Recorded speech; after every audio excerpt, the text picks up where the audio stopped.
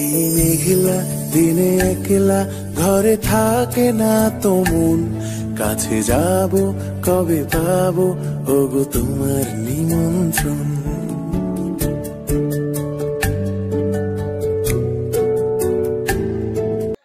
আমরা সবাই মিলে ঘুরতে যাচ্ছি অনেক অনেক কিলোমিটার। অপেক্ষা করুন, কোথায় যাচ্ছি পরে বলছি, দেখতে থাকুন। মহাকুম্ভ মেলা বিশ্বের বৃহত্তম ধর্মীয় সমাবেশ উত্তরপ্রদেশের প্রয়াগরাজে 13ই জানুয়ারি অর্থাৎ আজ থেকেই শুরু হয়েছে, চলবে 26শে ফেব্রুয়ারি পর্যন্ত। এই মেলা হিন্দু ভক্তদের জন্য অত্যন্ত গুরুত্ব বহন করে, যারা সঙ্গমে পবিত্র স্নানের জন্য দূর দূরান্ত থেকে আসেন। কিন্তু আমরা তো অত দূরে পৌঁছতে পারবো না, তাই সবাই মিলে যাচ্ছি আমাদেরই কাছের একটি গঙ্গাতে স্নান করতে আর এই দিনটিকে উপভোগ করতে। তো সেই জন্য এখন আমরা সবাই বেরিয়ে পড়েছি। তো চলো তোমাদের সাথে সেটাই আজকে শেয়ার করব, আমাদের এই গঙ্গা স্নানের যাত্রা। আর আজকে ছিল আর একটাও ভালো দিন, সেটা হলো মকর সংক্রান্তি। তো সব মিলিয়ে আজকের দিনটা কিন্তু অনেক গুরুত্ব বহন করে। তো চলো আমরা এখন এখান থেকে বাস ধরে পৌঁছাবো ব্যারাকপুর, তারপরে সেখান থেকে অটো ধরে পৌঁছাবো অন্নপূর্ণা দেবীর মন্দিরে। 144 বছর পর পর মহাকুম্ভ মেলা আসে। 2025 সালের 13ই জানুয়ারি মহাকুম্ভ মেলা 144 বছর পর আয়োজন করা হয়েছিল। প্রয়াগরাজের ত্রিবেণী সঙ্গমে মহাকুম্ভ মেলার পূর্ণ স্নানের মহা ধুমধাম ছিল। তো হিন্দু পৌরাণিক কাহিনী অনুসারে কুম্ভ মেলার উৎস সমুদ্র মন্থন বা মহাজাগতিক মহাসাগর মন্থনের সাথে যুক্ত। যখন দেবতা এবং অসুররা অমৃত লাভের জন্য একত্রিত হয়েছিলেন এবং সেই সময় বিষ কণ্ঠে ধারণ করেছিলেন, মহাদেব কুম্ভ মেলাকে ঘিরে কার্যত এই ইতিহাসই বর্ণিত হয় বিভিন্ন আখড়ায়। এদিকে সঙ্গম হলো প্রয়াগরাজের গঙ্গা, যমুনা এবং পৌরাণিক সরস্বতী নদীর সঙ্গম স্থল। এটা বিশ্বাস করা হয় যে কুম্ভ মেলার সময় এই নদীগুলিতে স্নান ভক্তদের পাপ ধুয়ে ফেলবে এবং তাদের মোক্ষ লাভ করতে সহায়তা করবে। মহাকুম্ভ মেলা হলো কুম্ভ মেলার সবচেয়ে বিরল এবং সবচেয়ে পবিত্র সমাবেশ। কুম্ভের 4টি ভিন্ন প্রকার রয়েছে: পূর্ণ যেটা সম্পূর্ণ কুম্ভ মেলা, অর্ধ যেটা অর্ধ কুম্ভ মেলা, আর কুম্ভ মেলা এবং মহাকুম্ভ মেলা। প্রতি 3 বছর অন্তর হরিদ্বার, উজ্জয়িনী, নাসিক এবং প্রয়াগরাজের নদীর তীরে ঘূর্ণায়মান ভিত্তিতে কুম্ভ মেলার আয়োজন করা হয়। অর্ধ কুম্ভ মেলা প্রতি 6 বছর অন্তর হরিদ্বার এবং প্রয়াগরাজে অনুষ্ঠিত হয়। পূর্ণ কুম্ভ মেলা প্রতি 12 বছর অন্তর 4টি পবিত্র স্থানে অনুষ্ঠিত হয়। লক্ষ লক্ষ ভক্ত ও তীর্থযাত্রীদের আকর্ষণ করে সেই কুম্ভ মেলাগুলি। আর মহাকুম্ভ মেলা প্রয়াগরাজে পালিত হয় 144 বছরে একবার 12টি কুম্ভ মেলা চক্রের সমাপ্তি উপলক্ষে।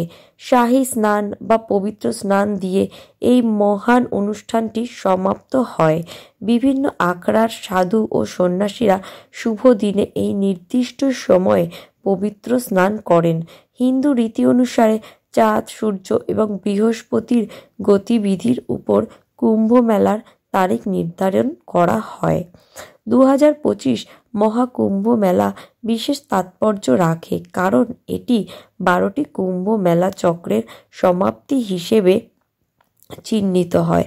এই বছরে মহাকুম্ভের গুরুত্ব ব্যাখ্যা করতে গিয়ে টিকার মাফি আশ্রমের প্রধান মহন্ত হরি চৈতন্য ব্রহ্মচারী এদিন বলেন, এই মহাকুম্ভের সময় 29শে জানুয়ারি গুরুত্বপূর্ণভাবে পুখ নক্ষত্র এর সাথে সারিবদ্ধ হয়ে 4টি গ্রহ এইভাবে বিগত 144 বছরের সমস্ত কুম্ভের মধ্যে সবচেয়ে শুভ হতে চলেছে 2025 সালের এই মহাকুম্ভ। এই 4টি গ্রহ হলো সূর্য, চন্দ্র, বৃহস্পতি এবং শনি। মজা লাগছে বাবা? আমরা কিসে করে যাচ্ছি? আমরা বাসে করে যাচ্ছি। বাবা টাকা টাকা নাচ নাচ, মজা আ গয়া, মজা আ গয়া। কর কর।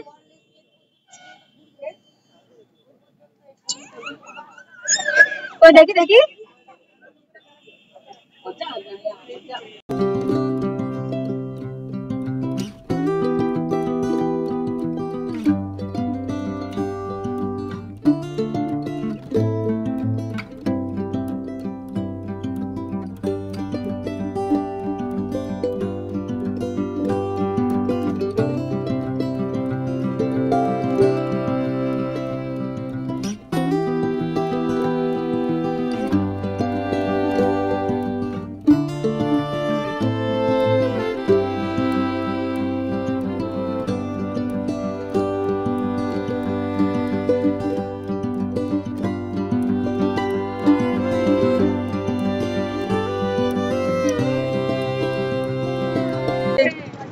আমরা যখন হসপিটাল গেটে দাঁড়ানো তখন একটা তো গঙ্গাসাগরে এরকম করলে হবে না, ট্রেনের ব্যাপার স্টেশনে এসে দাঁড়াবে। আমরা গঙ্গাসাগরে টাইমিং স্কন করবো, তাই তো? হ্যাঁ একটাই।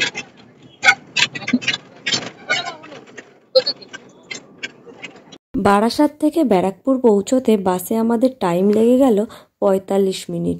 এবার এখান থেকে আমরা যাব অটোতে করে অন্নপূর্ণা দেবীর মন্দিরে। এই হচ্ছে ব্যারাকপুরের দাদা বৌদির সেই ফেমাস বিরিয়ানির দোকান, যেটা দেখলেই বোঝা যাবে যে হ্যাঁ আমরা ব্যারাকপুরে চলে এসেছি। আর এই যে জায়গাটা, এটা হলো একদম ব্যারাকপুর স্টেশনের উল্টো দিক। আর এখান থেকে আর একটু এগিয়ে গিয়েই আমরা অটো ধরবো। তো চলো বাকি গল্পটা যেতে যেতেই করা যাক তোমাদের সাথে।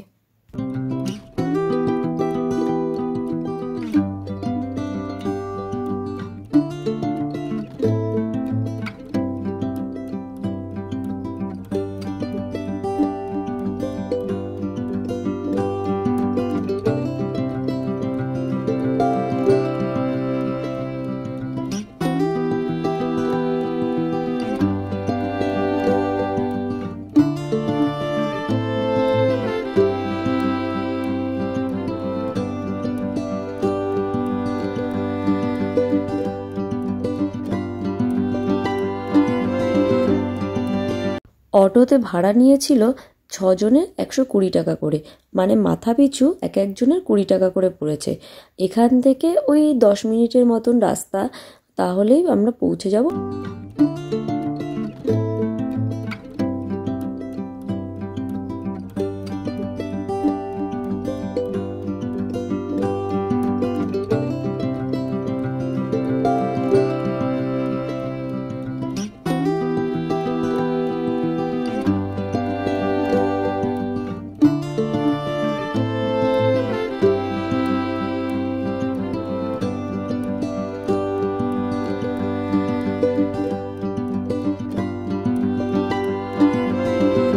উত্তর 24 পরগনার ব্যারাকপুরের কাছে তালপুকুরের অন্নপূর্ণার নবরত্ন মন্দিরটি বিশেষ উল্লেখযোগ্য।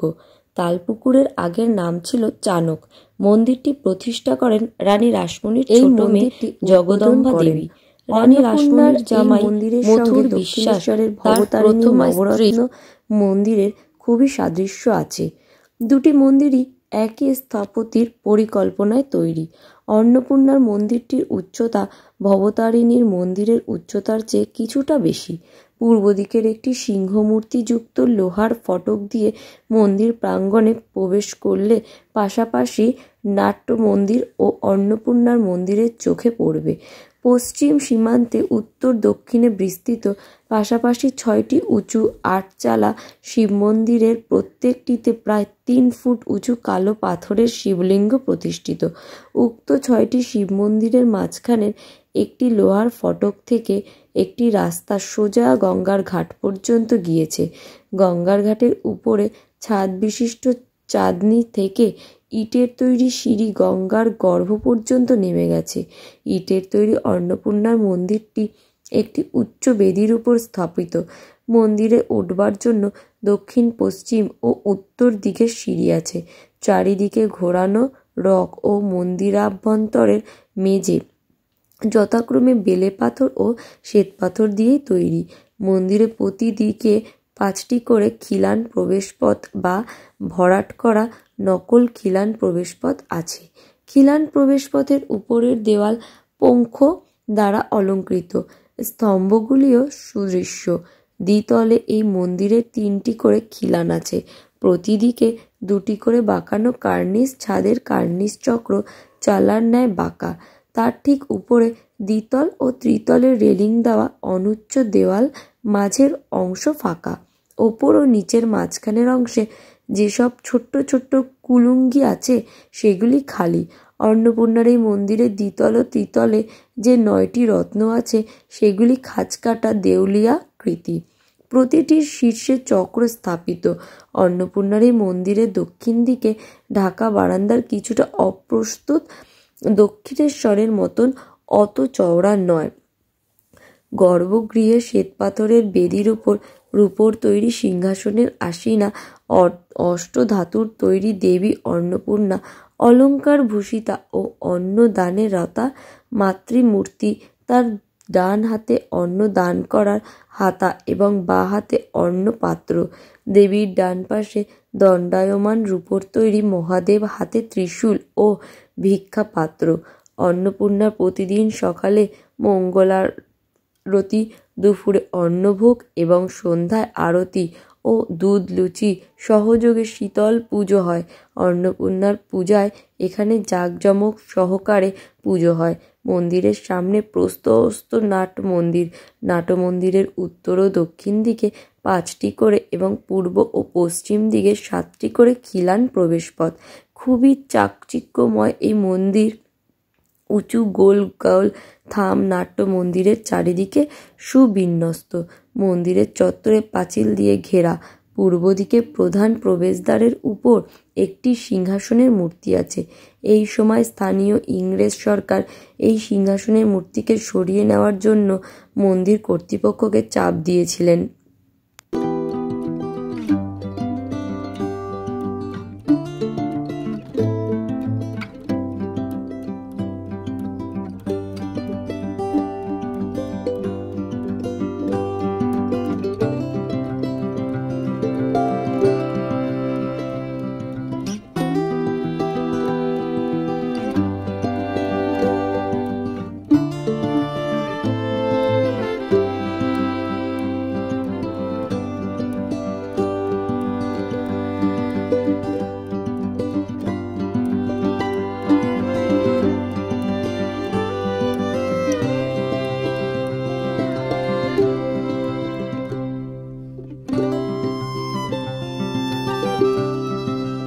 মন্দির বন্ধ ছিল তাতে কি, কিন্তু ভোগের প্রসাদ দেওয়া হচ্ছিল।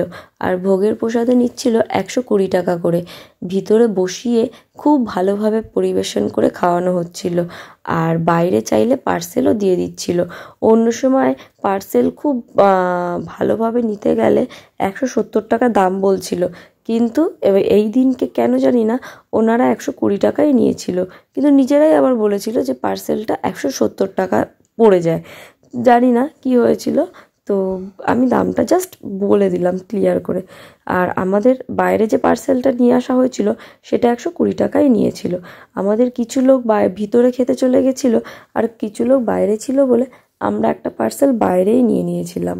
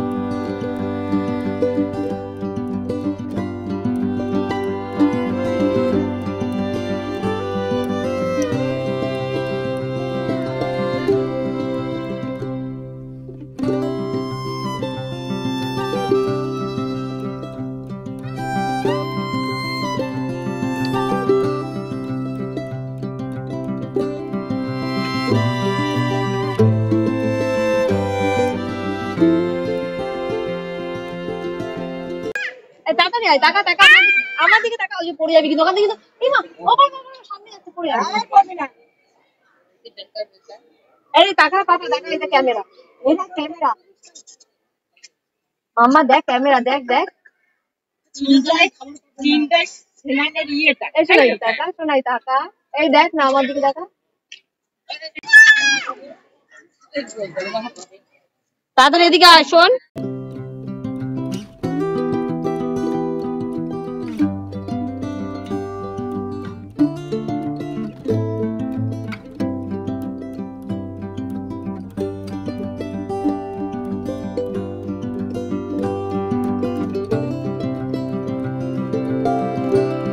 আমি তো কিছুতেই ওকে খাইয়ে উঠতে পারলাম না, এতটাই দুষ্টুমি করছিল আর সারা মাঠ দৌড়ে দৌড়ে বেড়াচ্ছিল। তো সেই জন্যই মাকে দিয়ে দিয়েছিলাম। মাও কিছুতেই পেরে উঠছে না, কারণ ও শুধু খেলা তাল করছে এখানে, আর সারা মাঠ দৌড়ে দৌড়ে বেড়াচ্ছে, দুষ্টুমি করছে খাওয়ার বেলায়। এই যে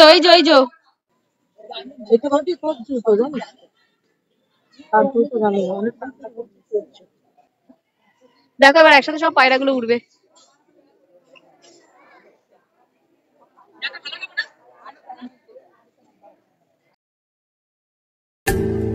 এই মেঘলা দিনে একলা ঘরে থাকে না তো মন, কাছে যাব কবে পাবো ওগো তোমার নিমন্ত্রণ। এই মেঘলা দিনে একলা ঘরে থাকে না। এই মন্দিরে দেবীকে প্রতিদিন অন্নভোগ দেওয়া হয় এবং ভোগে মাছ থাকা আবশ্যিক। অন্নপূর্ণা পুজোর দিন ভোগে থাকে পোলাও, সাদা ভাত, 5 রকমের ভাজা, 5 রকমের মাছ, তরকারি, চাটনি, পায়েস ইত্যাদি। প্রতি মাসের শুক্লপক্ষের অষ্টমী তিথিতে বিশেষ পুজোও হয়। তাছাড়া কালী পুজোর পরের দিন এবং অন্নপূর্ণা পুজোর দিন অন্নকূট উৎসবও পালন করা হয়। এই মন্দিরের বিশেষ বৈশিষ্ট্য, প্রায় 100 কেজি চালের অন্নকূট হয় এই মন্দিরে।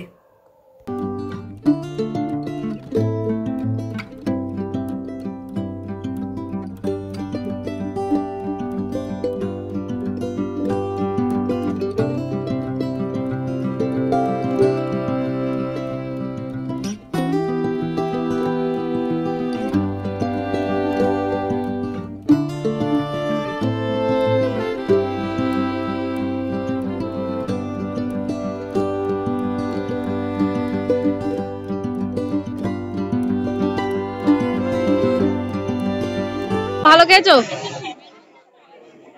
মকর সংক্রান্তির শাহী স্নান 14ই জানুয়ারি পড়েছিল, যা এবার কুম্ভ মেলার মধ্যেই পড়েছে। এবারে স্নানের তারিখ ছিল মোট 6টি, যেমন 13 ও 14 জানুয়ারি ছাড়াও রয়েছে আরো 4টি তারিখ। 29 জানুয়ারি মোহিনী অমাবস্যা, 3 ফেব্রুয়ারি বসন্ত পঞ্চমী, 12 ফেব্রুয়ারি মাঘী পূর্ণিমা, আর 26 ফেব্রুয়ারি মেলার শেষ দিন এবং শিবরাত্রি। কিন্তু শুধু কি স্নানেই কি সবটা শেষ? তা নয়। হিন্দুরা বিশ্বাস করেন সঙ্গমে শুধু স্নান নয়, স্নানের পরে অক্ষয় বট দর্শনও অতি পুণ্যের। মহাকুম্ভের তীর্থ অভিলাষীদের সাধারণ মানুষ তা আবশ্যিক। জানেন কি, মহাকুম্ভের প্রথম দিনে মহাসঙ্গমে পূর্ণ স্নান করলে কতজন? কথায় বলে নানা মুনি নানা মত। কুম্ভ মেলার নেপথ্য থাকা কারণে ক্ষেত্রে এই একই প্রবাদ প্রযোজ্য। তবে সর্বোচ্চ গৃহীত গল্প অনুযায়ী অমৃতের পাত্র নিয়ে দেবতা ও অসুরদের মধ্যে চলা যুদ্ধ থেকে এই কুম্ভ মেলা সৃষ্টি। বলা হয় যুদ্ধের কারণে যে 4 জায়গায় অমৃতের ছিটে ফোঁটা পড়েছিল সেই সব জায়গাতেই কুম্ভ মেলার আয়োজন হয়ে থাকে। তবে সব কুম্ভ মেলাই একরকম নয়। কেউ আসে 4 বছরে, কেউ আবার আসে 6 বছরে, কেউ আবার আসে 12 বছরে, আর এক কুম্ভ আসে 144 বছরে। হিন্দি রীতি অনুযায়ী 4 বছরে হয় কুম্ভ, 6 বছরে হয় অর্ধ কুম্ভ এবং 12 বছরে হয় পূর্ণ কুম্ভ, আর 144 বছর পর আসে মহাকুম্ভ, যেটা আজ এসেছে। মহাকুম্ভের পূর্ণ স্নানের হিড়িক। কথায় বলে বহু মানুষই তাদের জীবদ্দশায় মহাকুম্ভের সাক্ষী হন না 144 বছর অন্তর আসার কারণে। উত্তরপ্রদেশে ডিজিপি প্রশান্ত কুমার জানান, মহাকুম্ভের প্রথম দিনই পূর্ণ স্নান করেছে 1 কোটি পুণ্যার্থীরা।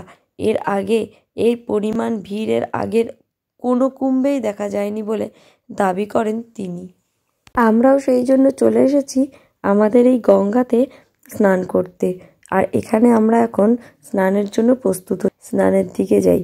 আগে পুচকুটাকে স্নান করিয়ে নেব, কারণ বেলা বয়ে গেছে, 3:05 থেকে লগ্ন ছিল, তাই জন্য এখন খুব ঠান্ডাও পড়ে যাচ্ছে, আর গঙ্গার জল ভীষণ ঠান্ডা, তাই সোনাকে সবার আগে স্নান করিয়ে তুলব, তারপরে আমরা সবাই করব।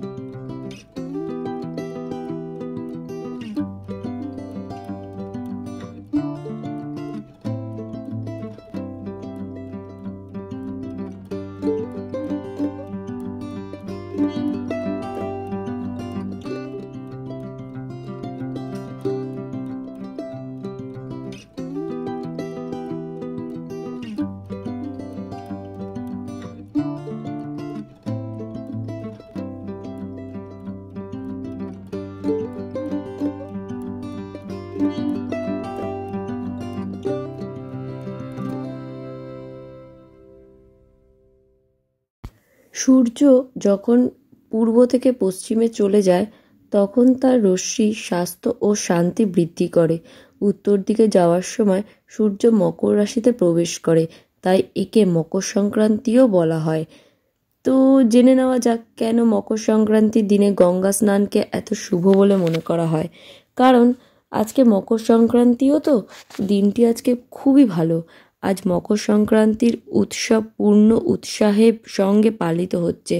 ভারতের বিভিন্ন অঞ্চলে স্থানীয় বিশ্বাস অনুসারে এই উৎসবটি আড়ম্বরপূর্ণভাবেই পালিত হয়। মকর সংক্রান্তির এই কঠিন তপস্যা দেখে গঙ্গাজি পৃথিবীতে আসতে বাধ্য হন। মকর সংক্রান্তির দিনে গঙ্গা স্বর্গ থেকে পৃথিবীতে অবতরণ করেছিলেন এবং এই দিনে মহারাজা ভাগীরথ তার পূর্বপুরুষদের জন্য তর্পণ করেছিলেন। এরপর তার পিছু পিছু হাঁটতে গিয়ে কপিল মুনির আশ্রমের পাশ দিয়ে গঙ্গাসাগরে মিশে যান। সেই থেকে মকর সংক্রান্তির দিনে গঙ্গা স্নান অত্যন্ত শুভ বলে মনে করা হয়। হিন্দু ধর্মে এটিকে বিশ্বাসের মহান উৎসবও বলা হয়। এই উপলক্ষে স্নান, দান, ধর্ম এবং পিতৃপুরুষদের তর্পণ অর্পণ বিশেষ গুরুত্বপূর্ণ বলে মনে করা হয়। এই দিনে সারা দেশে অনেক জায়গায় মেলাও আয়োজন করা হয়। এই উপলক্ষে লক্ষ লক্ষ ভক্ত গঙ্গা এবং অন্যান্য পবিত্র নদীর তীরে স্নান এবং দান এবং ধর্ম করেন। মকর সংক্রান্তির দিনে সম্পাদিত ধর্মীয় কাজ মৎস্য পুরাণ এবং স্কন্দ পুরাণে উল্লেখ আছে। উত্তরায়ণ কাল পূজার জন্য বিশেষ ফলদায়ক।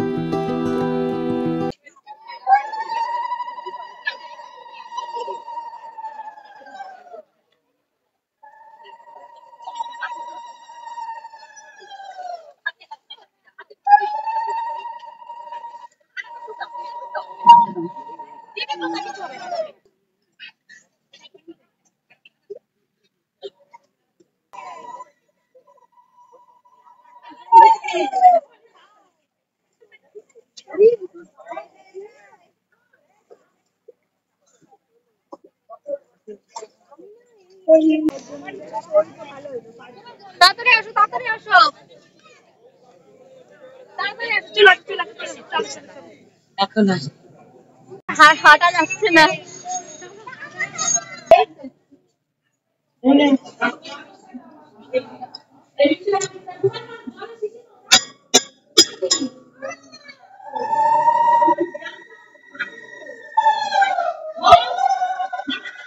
নিচ্ছি নিচ্ছি নিচ্ছি।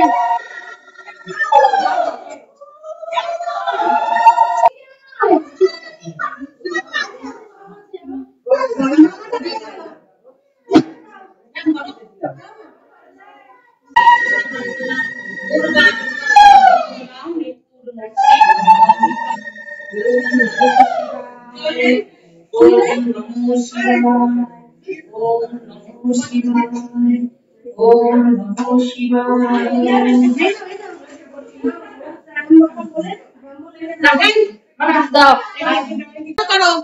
ওম নমো শিবায়, ওম নমো শিবায়, ওম নমো শিবায়।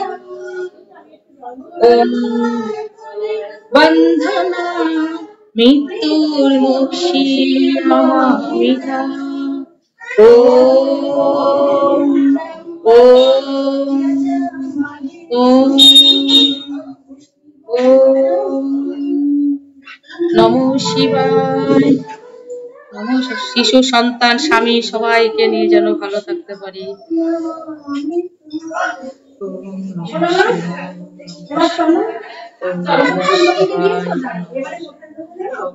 সবাই সব জায়গায় দাও, সবাই সব জায়গায় দাও।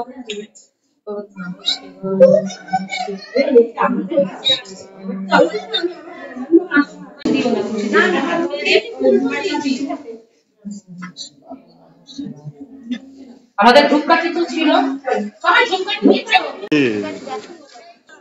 হয়ে গেছে, চলে আসো।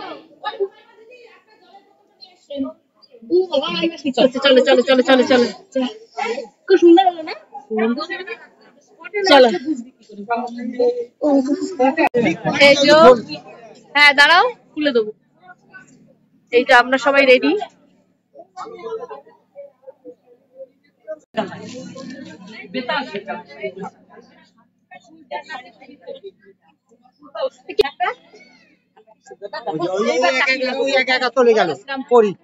না, ওর মা আছে ওদিকে, ওর মা আছে। শুধু ঝরে ঝড়ো ঝড়ো আজ বাড়ি সারাদিন, আজ যেন মেঘে মেঘে হলো মন যে উদাসীন। ঝরে ঝড়ো ঝড়ো আজ বাড়ি সারাদিন, আজ যেন মেঘে মেঘে হলো মন যে উদাসীন।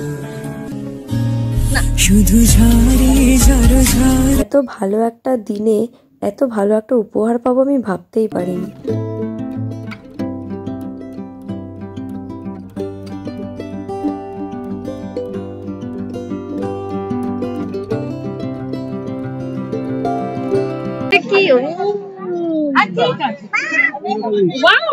কি গীতা?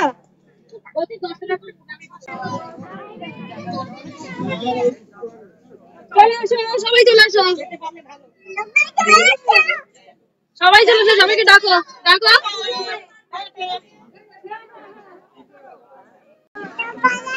সবাই আসো, আমরা এখন বাড়ি যাবো।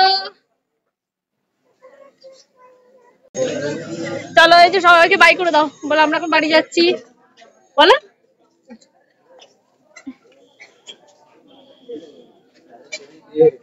আচ্ছা ঠিক আছে, চলো। নমো নমো। হ্যাঁ শোনা। গঙ্গা থেকে স্নান সেরে ফিরে আসার পথে দেখলাম মন্দির প্রাঙ্গণ খুলে দিয়েছে, তো আমরা সেই জন্য আবার মন্দিরে গিয়ে ঠাকুর দর্শন করার জন্য লাইন দিলাম। আর এখানে ছিল একটাই লাইন, যেদিক থেকে প্রবেশ করতে হবে সেখান থেকেই বেরোতে হবে, তাই একটু টাইম লেগে গেছিলো, কিন্তু আমরা ঠাকুর দর্শন করে সুন্দর করে ঠাকুরকে সামনে দিয়ে দেখে তারপরে সেখান থেকে বেরিয়েছি। আর আজকের দিনটাকে খুব খুব খুব ভালো একটা মানে সুন্দরভাবে কাটালাম হঠাৎ করে প্ল্যানিংয়ে। আগের থেকে প্ল্যান করা থাকলে এতটা মজা হতো কি না জানি না, হঠাৎ প্ল্যানিং ছিল বলেই হয়তো এতটা মজা হয়েছে। আর এই দিনটা সম্পর্কে আমি অতটা অবগত ছিলাম না, পরে আমি যখন দিনটার মাহাত্ম্য জানতে পেরেছি আমার নিজেরই খুব ভালো লেগেছে। আর তারপরে তো গুগল থেকে সার্চ করে বারই করেছি যে মাহাত্ম্যটা পুরো ভালোভাবে জেনে নিই, তো তাই তোমাদের সাথেও শেয়ার করলাম, হয়তো তোমাদেরও ভালো লাগবে। আর ভিডিওটাকে খুব বড় করছি না, এমনি অনেক বড় হয়ে গেছে। ভিডিওটা আজকে এখানেই শেষ করছি, বাকি তোমাদের কেমন লাগলো অবশ্যই জানিও। আর ভালো থাকবে, সাবধানে থাকবে, সুস্থ থাকবে। দেখা হবে পরের কোনো ব্লগ বা শর্টসে। আপাতত টাটা, বাই বাই।